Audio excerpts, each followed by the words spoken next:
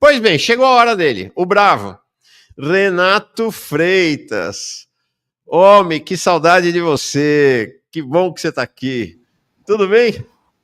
Salve, Mauro. Salve todo mundo que está nos acompanhando. Bom dia para quem é de bom dia. Sempre uma satisfação estar contigo. É nóis, tudo ótimo. É nóis, é nóis.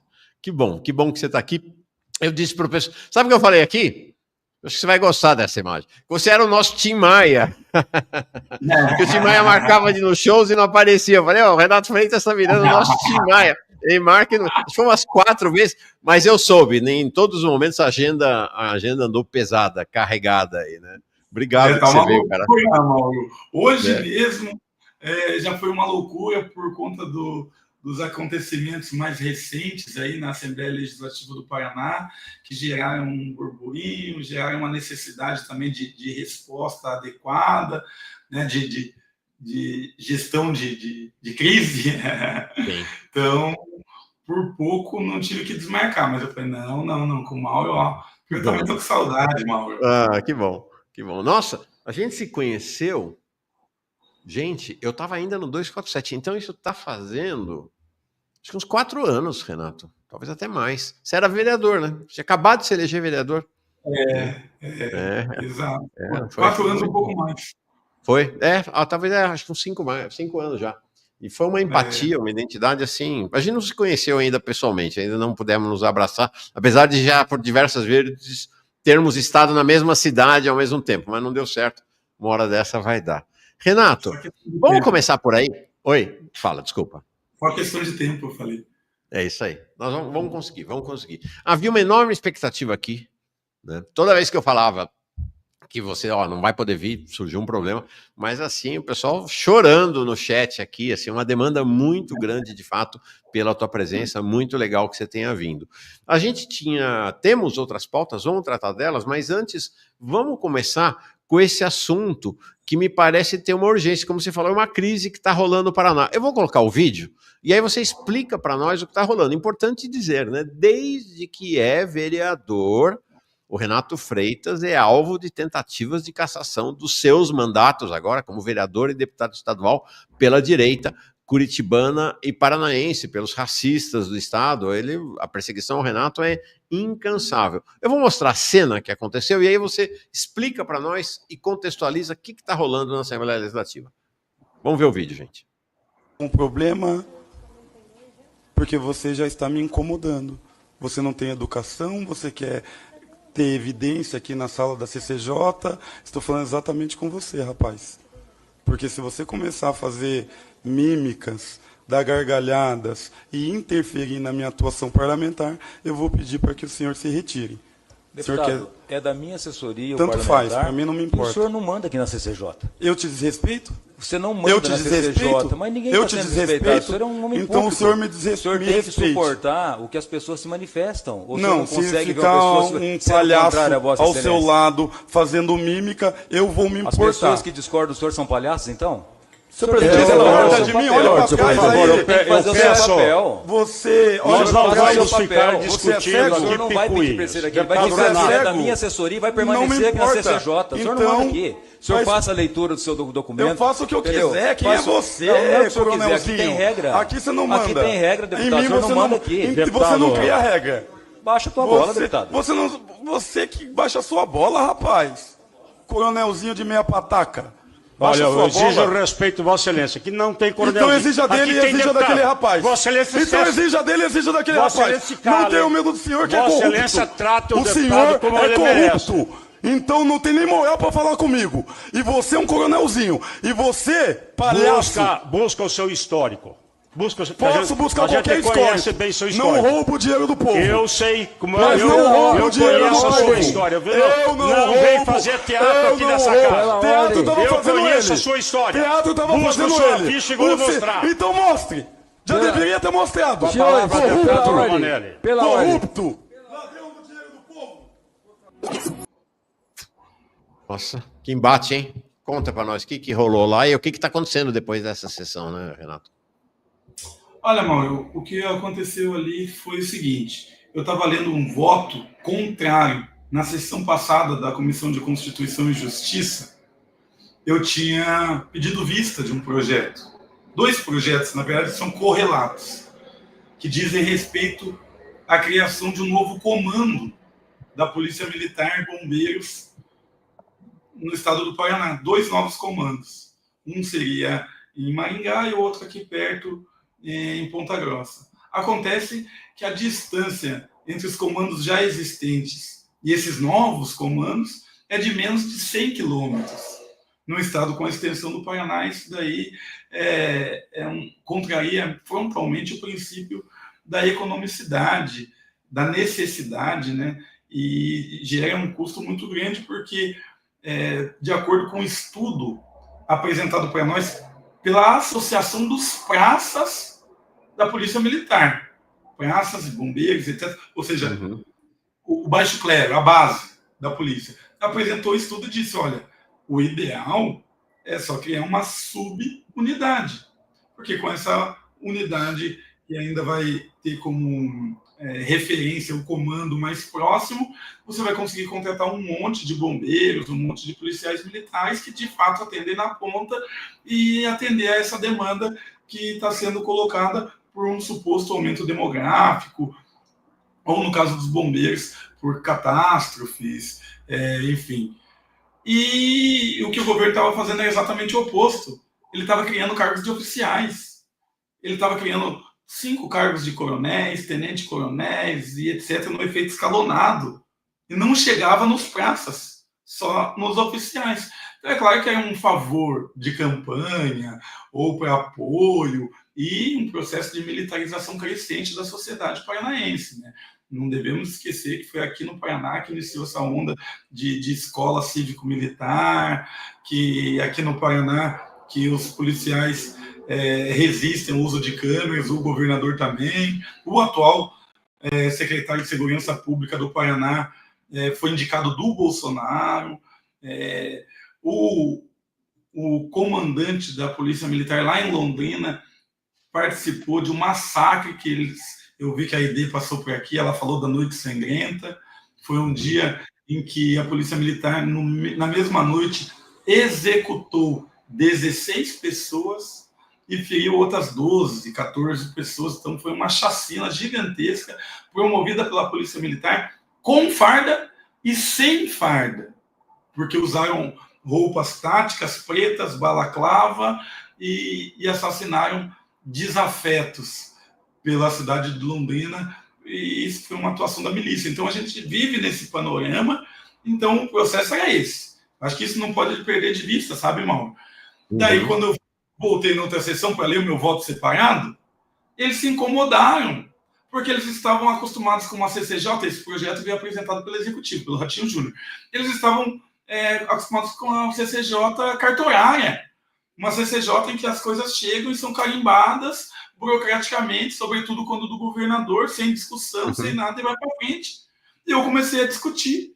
Eles disseram que eu não tinha tempo para discutir, que eu não tinha tempo para apresentar o projeto, daí começaram a colocar óbices durante a minha fala, e de repente veio esse cidadão aí, que daí foi demais, mano. Levantou, um assessor do Márcio Pacheco levantou atrás dele e começou a fazer assim, começou tipo bater na testa, como se eu estivesse falando disparates, e daí começou a dar risada num tom sarcástico, e daí me incomodou, né? Daí não teve como eu continuar lendo, né? Eu tentei até no início, mas daí eu vi que o desrespeito era muito grande. Daí eu interferi, eu falei, opa, tá me desrespeitando, eu vou falar, não vou ficar quieto.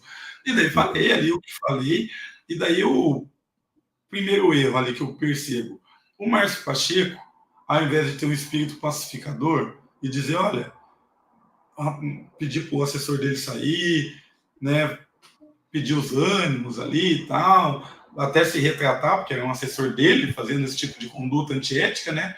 Sim. Então, ele bancou o assessor dele, autorizando o assessor dele a me desrespeitar dentro da sala do CCJ. E isso, para mim, é inadmissível. Então, quando ele fala ali, não vai sair, é meu assessor, fala, ó, tanto faz. E você não manda no CCJ, não é questão de mandar, a questão é que eu te respeito, assim como eu respeito todos os demais parlamentares. Você se acha no direito de me desrespeitar? Por quê?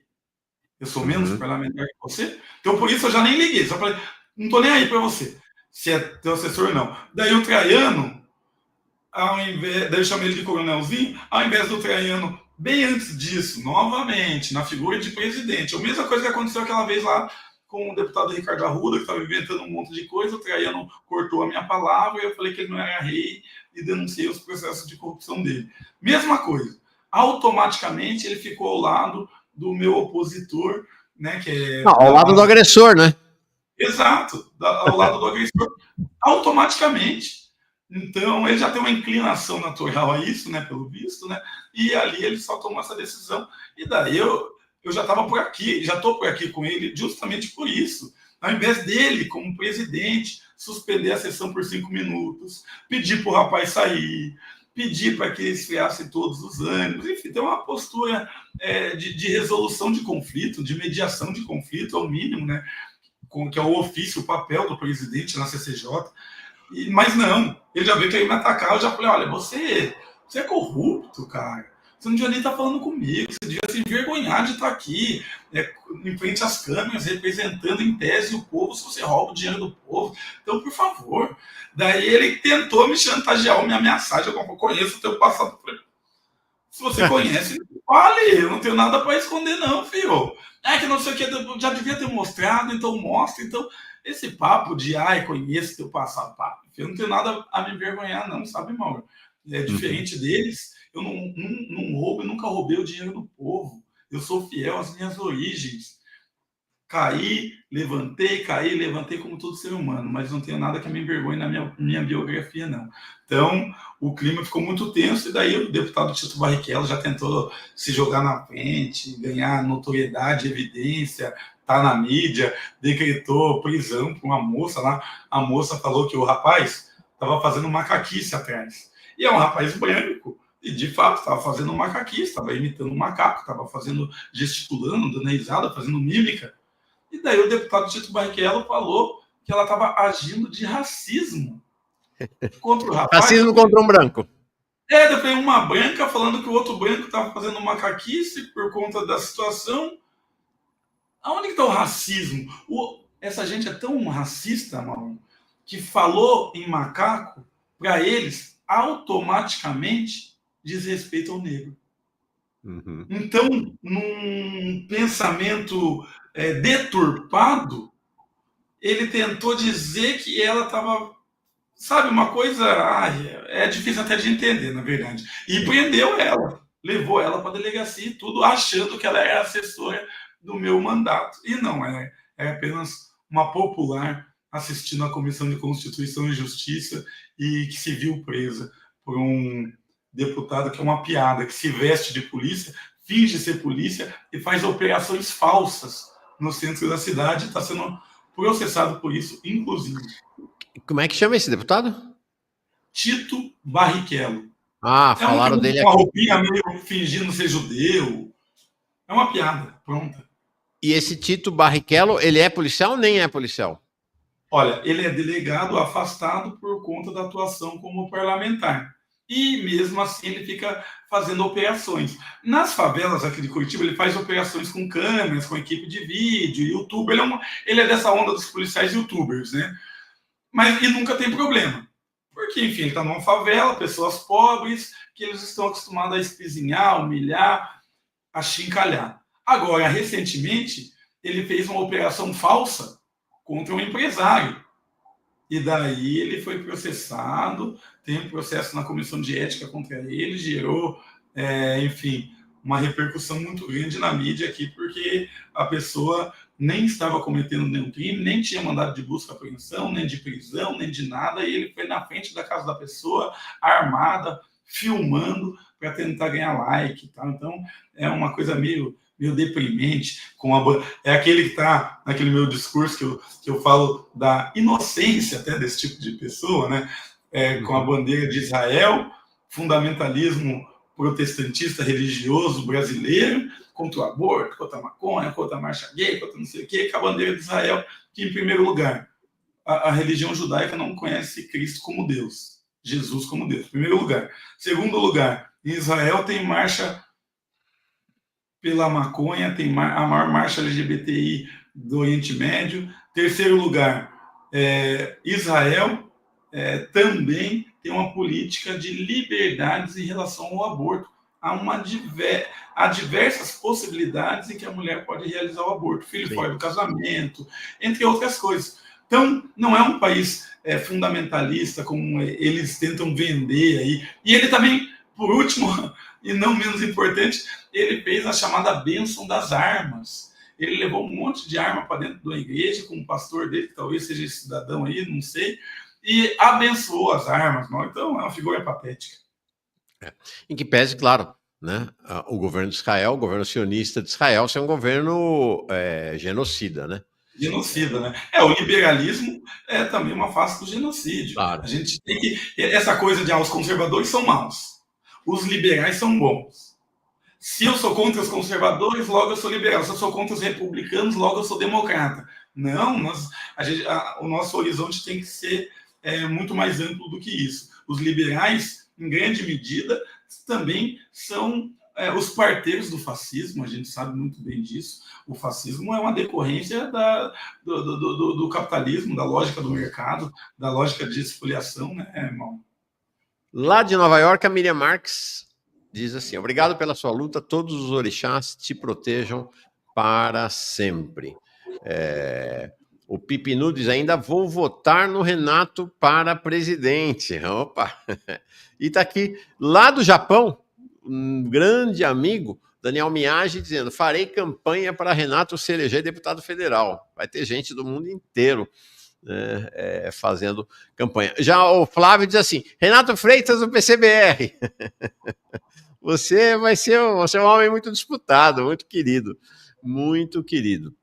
Olha, eu tenho mais alguns superchats aqui para ler, vou ler daqui a pouquinho, mas antes, ainda para encerrar esse episódio, eu queria que você explicasse para nós. Não, tem uma pessoa que faz um superchat aqui, eu não entendo tanto da política local aí do Paraná. Esse diz aqui, o da Cunha do Paraná. Ah, já entendi. Da Cunha é um deputado de São Paulo, acho que foi até caçado, que fazia essa coisa também, simulação de ações policiais, foi processado pela polícia, esse esquema que tem bastante pelo país aí, agora eu entendi. Esse presidente da CCJ e da Assembleia Legislativa, o Ademar Traiano, ele tem, de fato, diversas acusações de corrupção desde 2017, e ele te odeia, né? Porque você foi responsável por trazer à tona um dos casos de corrupção que envolvem esse Traiano, né, que é um político tradicional aí do Paraná. Você imagina retaliações dele contra você depois desse episódio ou não? Com certeza, né, Mauro? Porque na primeira vez, olha, todo mundo, até as pedras da rua, gritavam Traiano corrupto. Mas as pessoas, os parlamentares dentro da Alep, nunca, nenhum, teve coragem de dizer o óbvio, que ele estava conduzindo licitações para os amigos dele, recebendo propina, fraudando processos licitatórios, que ele, enfim, estava desviando dinheiro, que ele tinha um monte de funcionário fantasma, que ele tinha fama de contratar, inclusive ele tem algumas agências de modelo e propaganda, que a princípio fazem também outros tipos de trabalho, sabe, Mauro? E algumas dessas mulheres aí foram contratadas por ele. Tem uma foto muito interessante, muito emblemática e reveladora na internet, que é o Traiano parado assim, na cadeira de presidente e 3 ou 4 ou 5 mulheres no entorno dele, jovens, bonitas, com roupas, enfim, atraentes e tal, que eram que era o esquadrão dele, que trabalhava junto com ele. Então, ele era meio que um rei marajá, no meio da mulherada. Assim. Então, ele tinha essa fama de intocável e poderoso. Por isso, ninguém falava, né? Mas, quando eu cheguei lá na Assembleia, na primeira oportunidade que tive, falei e provei. E o pior de tudo, ele negou, a princípio, antes de eu ter as provas, e quando eu tive as provas, o irônico é que a prova era uma confissão dele mesmo, da corrupção, para o Ministério Público, a fim de fazer um acordo com o Ministério Público e o Ministério Público engavetar esse processo. O que aconteceu como represália? Ministério Público de ofício. Olha, essa foto aí mesmo. Tem mais algumas parecidas, mas esse é o Ademar Traiano. E o Ministério Público de ofício, sem ser provocado, sem nenhuma investigação, foi atrás, Mauro, de todos os meus ex-assessores, que trabalharam comigo desde a Câmara dos Vereadores, para tentar encontrar aqueles que saíram de, né, capa virada, digamos assim, né, brigados e tal, para ver se esses forneciam algum tipo de informação que pudesse me prejudicar. O Ministério Público, Mauro, foi até alguns dos bairros que eu morei, fazendo uma devassa na minha vida, investigando vizinhanças, perguntando de mim, dos meus amigos, tentando descobrir algum podre, digamos assim. O diretor jurídico da Assembleia, o Diliardi, ligou para alguns assessores, ex-assessores. Ainda está ligando, né? Você falou ele está fazendo a mesma coisa agora. Ligando para todos os meus assessores, perguntando: você está aí, você faz isso, você faz aquilo e tal, querendo saber se algum dos meus assessores são funcionários fantasmas. Então, o pessoal... Por quê? Porque eu denunciei o Conselho Nacional de Justiça. É o Conselho Nacional do Ministério Público, CNMP, o promotor que fez o acordo. Agora, o juiz que homologou o acordo, eu fui lá no Conselho Nacional de Justiça e também denunciei. O que aconteceu? Os juízes do Tribunal de Justiça aqui do Paraná, os desembargadores, estão todos me condenando, sabe de que forma? Lembra quando eu fui preso jogando basquete, Mauro? Lembro. Eu e um amigo meu? Lembro. Uma prisão violenta e abertamente racista? Eu lembro. Acredita que, por eu ter tirado uma foto na frente da delegacia, depois de ter saído eu e o meu amigo com os punhos em riste, dizendo: racistas otários, nos deixem em paz, que é uma música do Racionais, muito famosa, inclusive, os policiais me processaram, porque, segundo eles, quando me abordaram, não falaram: estamos abordando vocês dois porque vocês são negros. Então eu não tinha como provar que era racismo. E eles me processaram. E uma juíza, que é a amiga, que o marido dela, inclusive, foi padrinho de casamento do Dallagnol, e ela é amiga próxima do Dallagnol, me condenou. E disse: olha, em que pese o racismo ser um crime muito né, impactante, tal, muito sério, grave e tal, realmente os policiais têm razão. Em nenhum momento da abordagem eles falaram a palavra negro ou eles fundamentaram a prisão pela cor da pele. Olha que absurdo! Que coisa de louco! E os policiais liberaram um rapaz branco que estava fumando maconha na praça, vieram atrás de nós que estávamos jogando basquete, no meio das pontes, que está filmado, no meio das pontes dessa prisão, o menino passa de bicicleta e fala: e eu? Os populares se revoltam e falam: racismo, tá liberando o piá que estava com flagrante, tá levando os dois que estavam jogando basquete, racismo e tal, pá.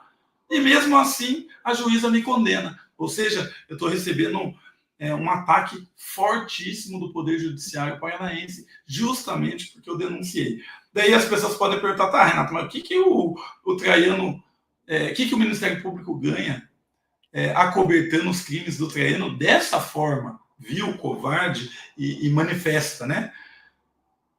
Eu fiz a apuração, o levantamento, Mauro, mais de 500 cargos foram criados na gestão Traiano só para o Ministério Público. Cargos variam de 12 a 18 mil reais, Mauro. Mais de 500. Proporcionalmente, o Ministério Público do Paraná tem mais cargos do que o Ministério Público de São Paulo, Mauro. Daí, o que acontece? O promotor que não trabalha, que tem um monte de assessor, um monte de estagiário, nem lê o que está fazendo, apenas carimba. Daí, fica bom para todo mundo. Inacreditável. Bom, muito provavelmente, em vários casos, você vai ter que recorrer a Brasília, né? Porque aí na Justiça do Paraná você está ferrado, né? Eles te odeiam, né, Renato? Te odeiam. Me odeiam de morte. Aqui me odeiam de morte, eu tenho que recorrer para Brasília. Agora, o que acontece é que em Brasília também teve um cidadão ali que meio que parece que virou meu inimigo, eu não entendi nada. Aquele tremendo, daquele sem vergonha, daquele Zanin lá, Mauro. Porque, olha, veja... O Zanin? Aham.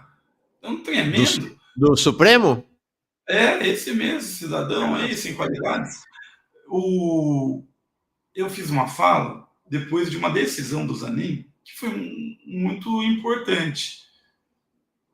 Negativamente, né? Importante no sentido de que ela desenha um sistema de segurança pública no Estado, né? No Brasil, na União, mas ruim, né? E essa decisão é de militarização das guardas municipais, dando a ela o poder de ronda ostensiva, de efetuar prisão em flagrante, de, enfim, invadir casas das pessoas, tudo aquilo que a polícia militar faz. E a guarda municipal, obviamente, não tem nem capacidade, nem qualificação, nem competência para fazer isso. Não estou fazendo uma crítica à pessoa do guarda, mas sim a forma com que a instituição se constrói. Não é dado esse treinamento, porque não é a função histórica nem constitucional da guarda municipal. E o Zanin deu essa liberdade, então ele militarizou ainda mais, deu um passo a mais na militarização da sociedade. E eu fui lá e falei o seguinte, mano, falei, olha, o Zanin só tomou essa decisão porque é um homem branco, rico, que não conhece os efeitos concretos dessa decisão para as pessoas pobres e negras da periferia, que acabam ficando à mercê de um processo de militarização cada vez mais violento, desqualificado, incompetente e que gera um número, né, tão grande de mortos como a gente já sabe, né? O Brasil é o país mais violento do mundo, tem a polícia que mais mata no mundo e a polícia que mais se mata no mundo também, porque é uma polícia adoecida. E o Tito Barrichello, querendo se aparecer, claro, sempre para variar, foi lá e me denunciou no Conselho de Ética e também fez uma denúncia lá em Brasília, direto para o ministro, dizendo que eu estava praticando racismo reverso por ter chamado ele de homem branco e tal, de forma pejorativa. E daí, beleza. Eu achei que o Zanin não tinha ligado para isso, porque isso é um disparate tão grande que qualquer pessoa razoável, né, ia perceber que era só a direita querendo ganhar ibope, querendo ganhar views. Ocorre que eu fui julgado no mérito recentemente naquela questão da igreja, que até então estava por força de liminar. Flávio Dino votou a favor de mim. Carmen Lúcia. Eu acho que o Xandão também deve ser dessa turma do STF. É a primeira turma? É a turma do Zanin, sabe? Então é a primeira turma. É o Alexandre de Moraes, a Carmen Lúcia, o Flávio Dino, o Zanin, o Luiz Fux também. Isso. Os 4 votaram a meu favor, entenderam que realmente naquele caso a acusação é um absurdo, a igreja já estava, em todo momento se manifestou a meu favor, é algo totalmente um disparate. Mas o Zanin não. Votou contra a minha pessoa. Por ele, eu perdi o mandato, Mauro. Nossa Senhora.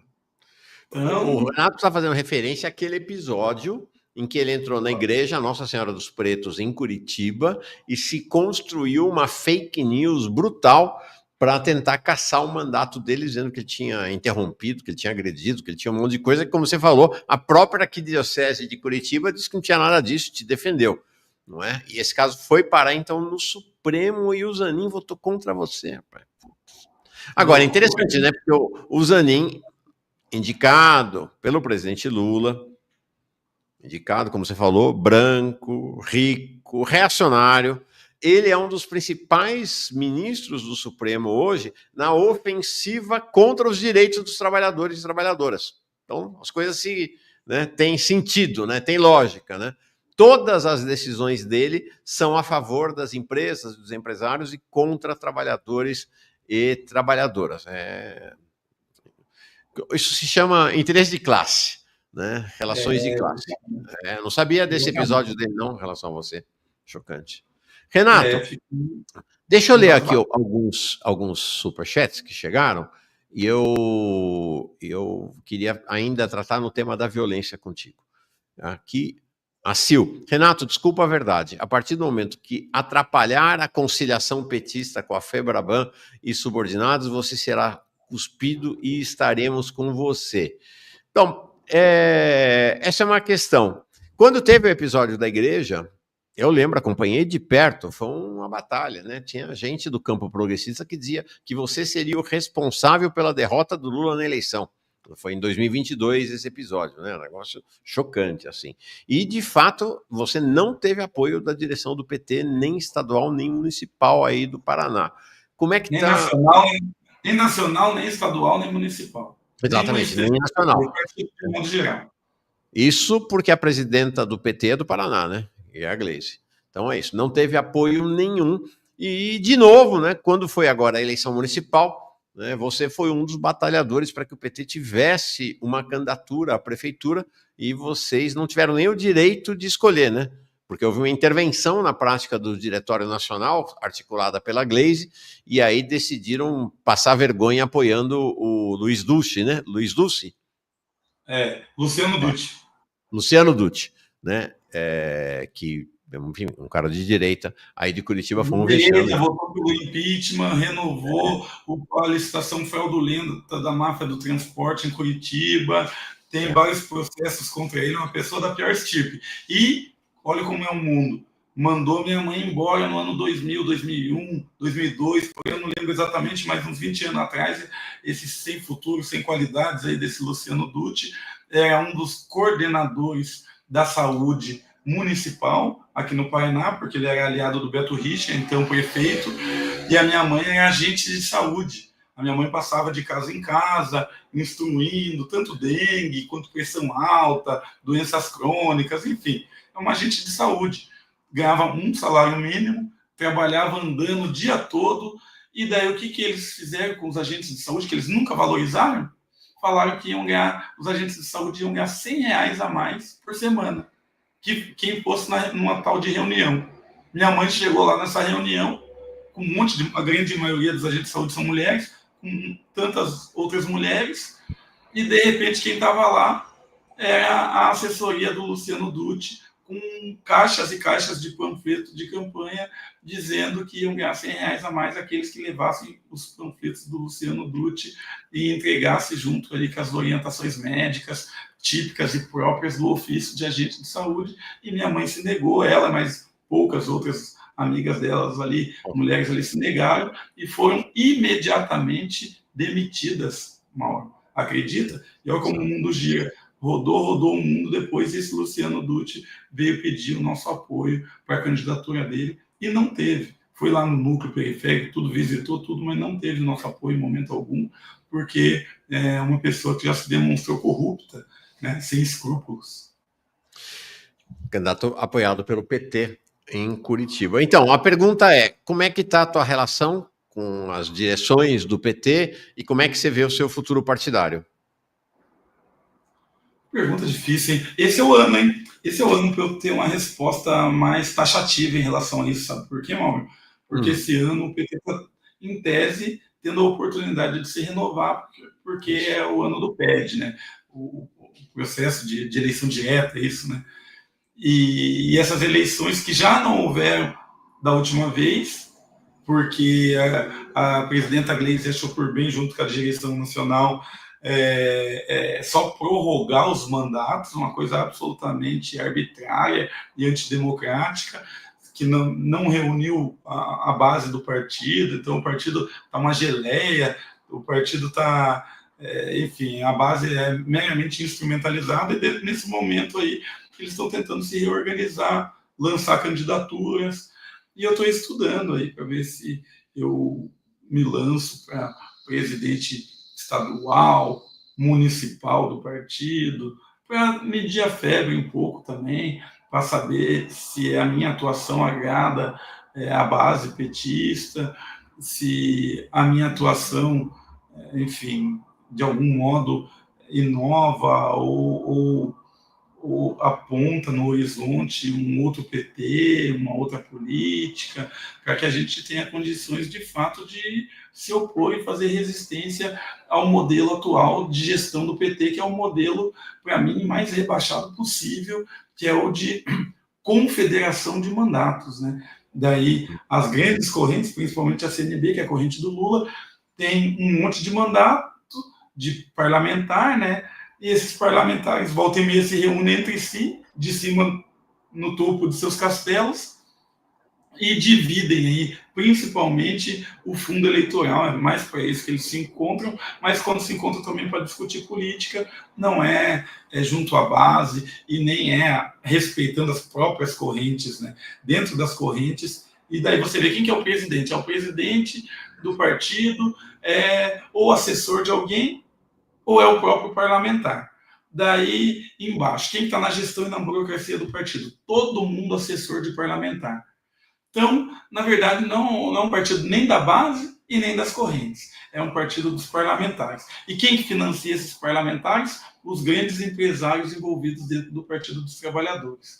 Então, esses aí que, de fato, os mecenas, né? Esses aí dão as cartas. Então, nesse modelo aí, o partido é absolutamente fracassado. Hoje eu vejo ainda o partido com esse potencial de combater o fascismo, por ser ainda um partido de massas, e por isso eu estou nele, mas sempre tensionando para ver se eu encontro o meu lugar, né, Mauro? Então, estou nessa zona cinzenta por conta desse período eleitoral, e para responder objetivamente essa questão.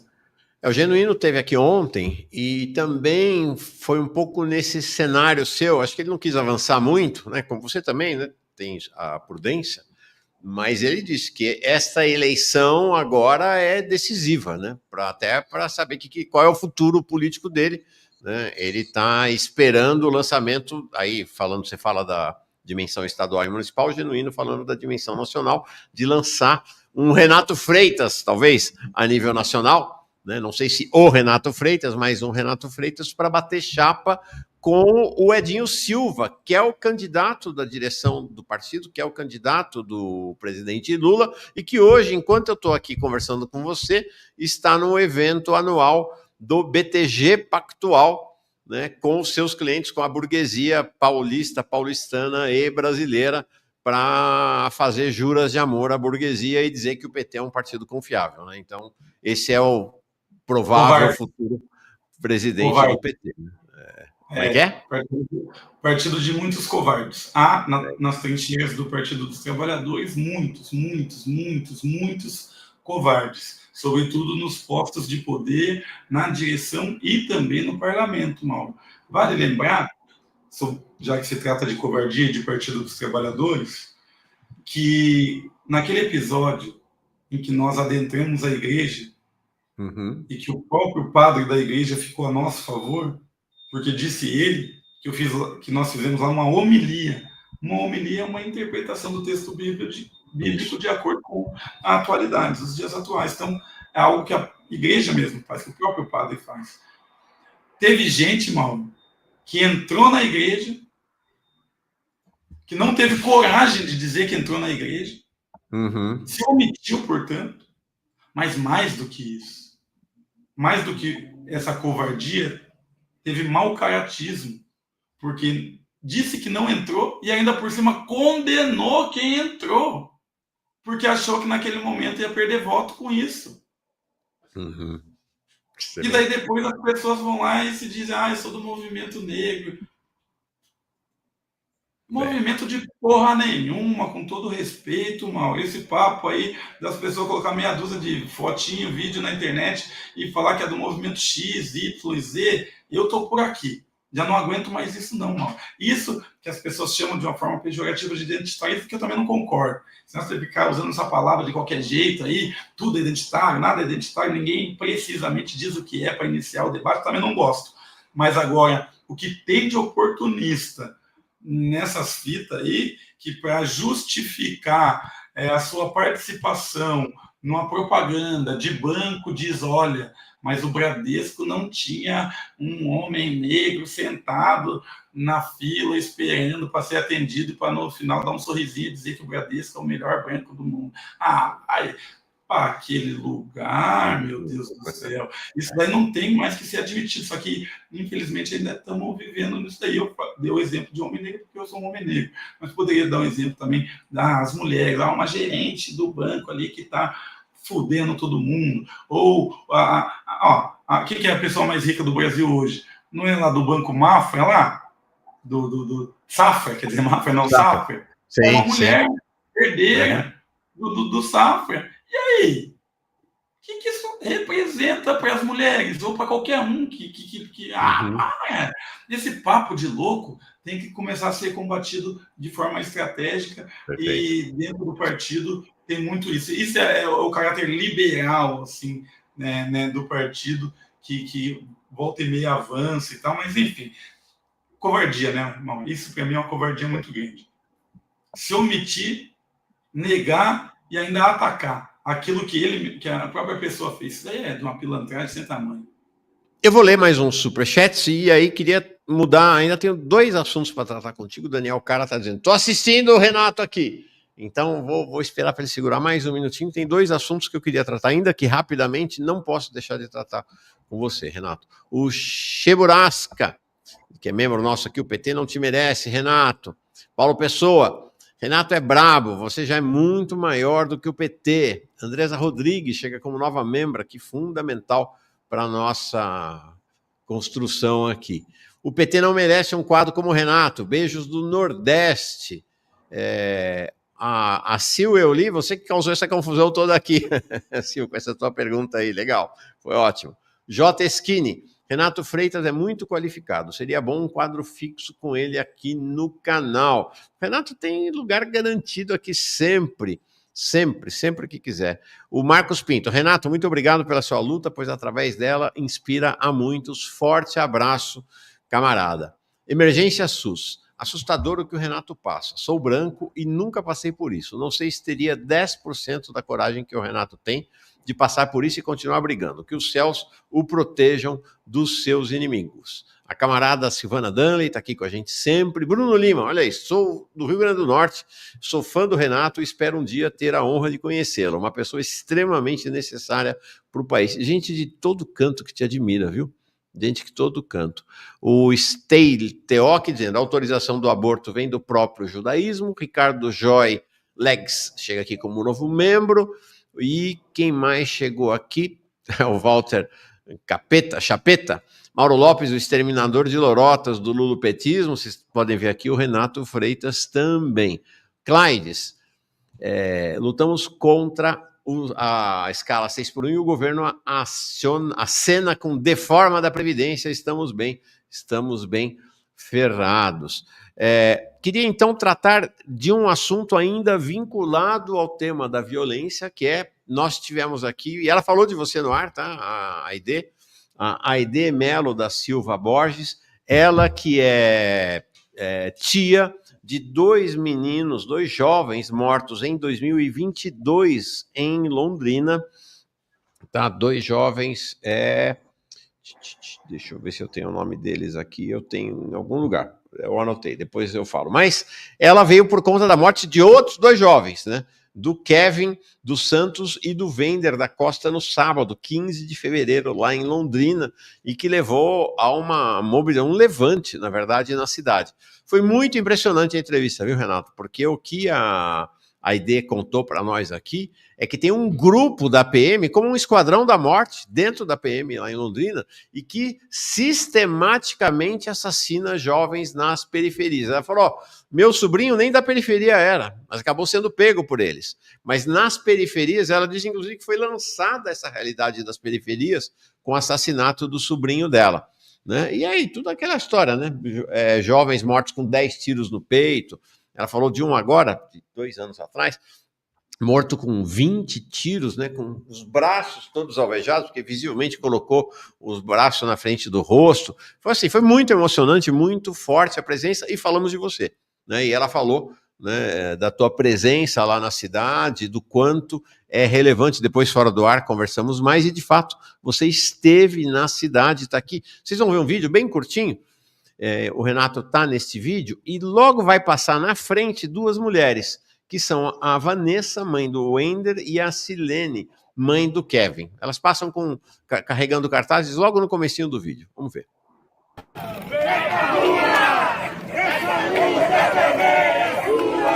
Não, elas não estão cartão, essas 2 senhoras que estão aqui, tá vendo? Elas são as mães dos meninos assassinados, do Renato passando.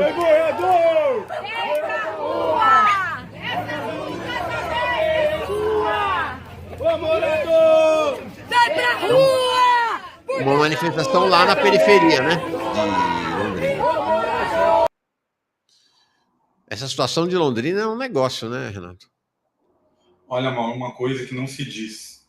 A Polícia Militar de São Paulo, extremamente violenta, ganhou os holofotes da mídia recentemente por conta das chacinas promovidas no Guarujá, daquele policial que jogou um rapaz da ponte, um outro policial que deu um tiro a queima-roupa num rapaz que estava filmando. Sim.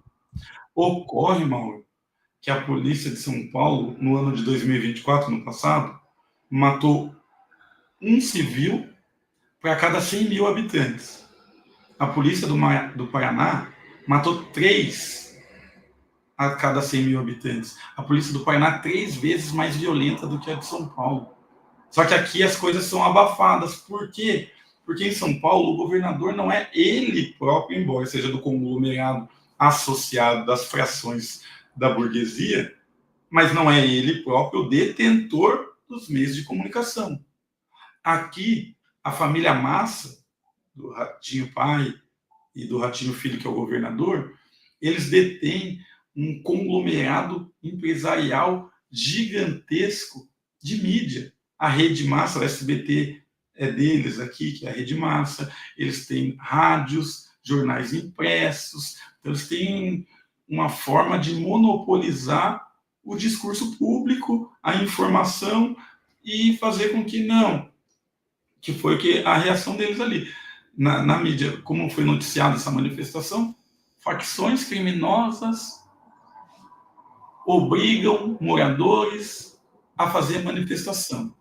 Moradores recebem dinheiro para fazer cartazes de facções criminosas.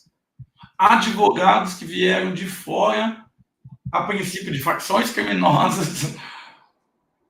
E pior, mano, pior. Um político de fora veio aqui, de fora da onde? Se eu sou deputado estadual do Paraná, já começa assim.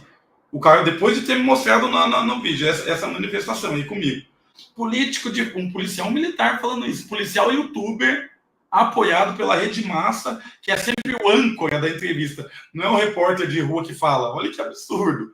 É um próprio policial militar fardado que é 2 vezes funcionário do Ratinho. Uma como polícia militar, ou seja, do Estado, na função pública, e outro como âncora do jornal Rede Massa, função privada. Olha, Mauro, olha que absurdo. Sabia que, por exemplo, o Denian Couto, por exemplo, um deles, o Denian Couto, que é do Podemos, que é deputado estadual na Assembleia Legislativa do Paraná, ele é, ao mesmo tempo que ele é deputado e fiscaliza as atividades do governador, por ofício, por obrigação, ele é também subordinado e está na folha de pagamento do governador, porque ele é jornalista e apresentador da Rede Massa também.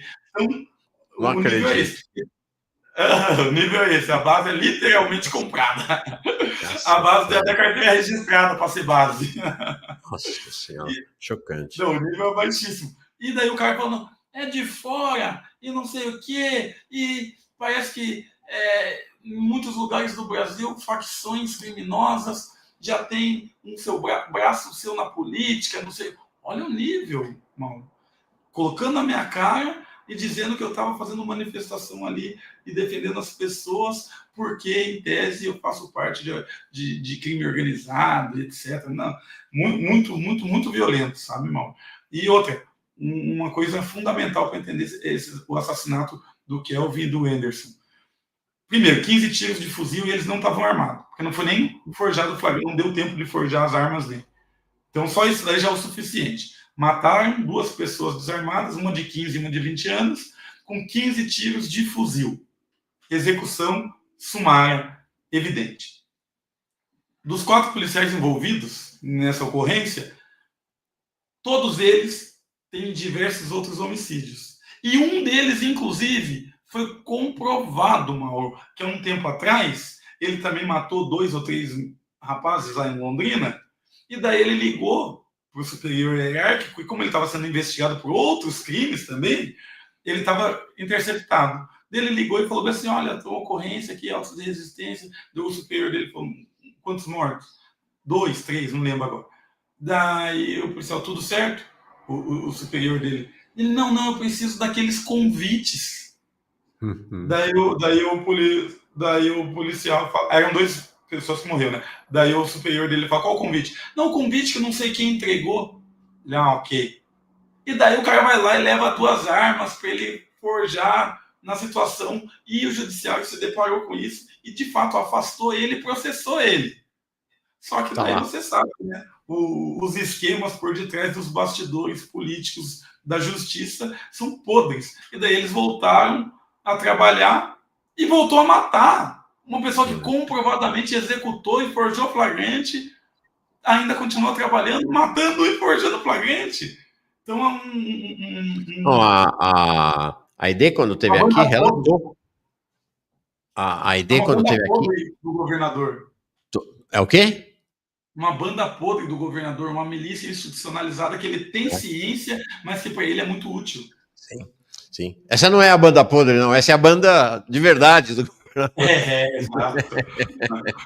Exato. A ID, quando teve aqui, relatou que as mães, né, que são basicamente mães, tias, familiares, né, de tantos jovens assassinados lá em Londrina, que se associaram nesse coletivo delas, o Anjos por Almas por Anjos, e que insistiram com o Ministério Público que esses flagrantes esses autos de resistência são todos mentirosos, que na verdade os policiais carregam drogas e armas para forjar esses autos de resistência, e que de fato, depois de tanto insistirem, foram procuradores num batalhão da PM lá.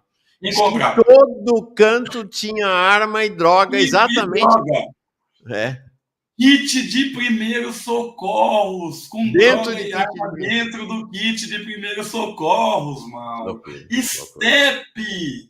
Step de carro policial com pistola dentro, fria.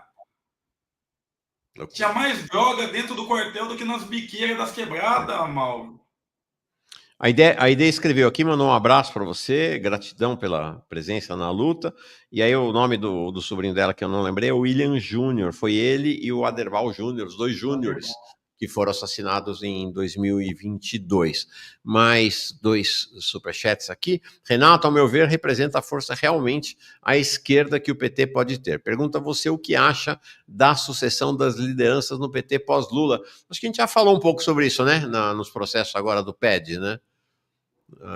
Você quer dar uma palhinha, mas eu te pediria só para você bem rapidinho. Eu acho que a gente está no momento mais difícil da história do PT e também da história recente eleitoral, né? Da história eleitoral no sentido de que essa vai ser a eleição mais difícil, porque é o que tudo indica, mesmo o governo Lula, com toda a sua história, com todo o seu escopo, com toda a sua bagagem, com toda a sua conciliação, com todo o seu leque gigantesco de aliados, a grande coalizão, né? Centrão, tem tudo para perder, se não se renovar, se não investir em outros cargos. E para finalizar, tem uma metáfora, Mauro. As grandes lideranças do Partido dos Trabalhadores, elas são como eucalipto. Elas crescem muito, se tornam fortes, valiosas de certo modo, mas a sombra delas, elas não deixam crescer ninguém, mano. E depois que elas são derrubadas, naquela terra, por um bom tempo, não nasce mais nada. Nossa, que forte. Que forte. Lu Souza Cruz, Renato Freitas, uma grande referência para mim, Jones e Renato e Jones, 2026. Nasceu a chapa presidencial para 2026. Renato e Jones, imagina, 2 brabos desse cortando o Brasil. Renato Freitas é um gigante, diz o Marcelo Minas Gerais. Vida longa e força na luta, camarada. A Virgínia mandou um super sticker, o Enésio também, o Diogo Lira. Renato, como você já percebe que o PT não é mais o partido que luta pela classe trabalhadora, pense nos partidos mais radicais como o PCBR ou o UP, você é bravo. E aqui, o último comentário vem do Pataquá. Nunca vi a luta fazer tão bem para a pele como faz para o Renato. Não, isso é incrível, né? Renato tem 41 anos de idade, parece um menino de 25. Impressionante isso. Nós dois, né, Renato? Vamos combinar que eu tenho 65 e pareço um menino de 62. A juventude é um estado de espírito, né? É isso aí. Se a gente tem por que lutar, a gente tem mais vida. Eu sempre falo, principalmente na luta contra os assassinatos e tal, eu falo, quem luta pela vida se sente mais vivo. Eu acho que isso se expressa na gente. Legal. Aqui, ó. Encerrar o Lu Souza Cruz. Renato, sua coragem e a coragem de Jones desnudam o quanto são covardes esses milicos. Vocês são luzes reveladoras no Brasil, as maiores, em minha opinião. Bom, seguinte, antes de encerrar, eu quero embarcar alguém que pediu para ser embarcado antes de você sair, pode dar um abraço, que é o Daniel Cara, professor de educação da Universidade de São Paulo, uma referência na luta pela educação popular e democrática no país. Chega mais, Daniel. Opa, tudo bem? Tudo Prazer bem. estar aqui com você, Mauro, sempre, com toda a comunidade aqui do canal do Jones. Mas, principalmente, queria parabenizar o Renato. Renato, eu vou ser franco contigo. Eu tenho muito contato com a esquerda no Paraná e muita gente criticava e eu fiquei com um pé atrás. Não porque eu confiei nas pessoas, eu fiquei com um pé atrás das pessoas e não de você, porque eu acompanhava a sua trajetória. E cada vez que passa o tempo, a cada dia que passa, eu tenho mais certeza de que eu estava correto de ter o pé atrás com as pessoas e poder te reconhecer como uma grande liderança, uma pessoa corajosa, que faz o bom combate e que tem feito a diferença na política paranaense. Espero que faça muito rapidamente no Brasil. E queria te parabenizar pela sua coragem, pela sua capacidade de ser coerente, pela sua forma de agir, e dizer que eu tenho muito orgulho, mesmo à distância, mesmo não te conhecendo em profundidade, não tendo contato cotidiano contigo, mas eu me considero uma pessoa que caminha ao seu lado, então parabéns, siga firme, vá para Brasília, conquiste novos territórios, porque é fundamental ter pessoas como você na política brasileira. Parabéns e tenho muito orgulho de acompanhar aí a sua trajetória e tenho muito orgulho do seu trabalho. Satisfação, meu irmão. Muito obrigado. Você é louco. Vamos juntos. A família é grande, a luta é árdua e a vitória é certa. E a flecha já foi lançada, não é o que passa. É isso aí. Legal. Muito bom, muito bom. Parabéns, cara. Vai firme aí e tamo junto. Renato, gosto demais de você, homem, há muito tempo, viu? Alegria grande na tua presença aqui, estou bem feliz de você ter podido vir, vai vir mais vezes, com certeza. Força na luta e você sabe como dizem lá os nossos irmãos latinos, mi casa é tu casa, então essa casa é a sua casa para a hora que você quiser, sempre, tá bom, Renato? Obrigado, viu? Boa caminhada. Valeu, tamo junto, irmão.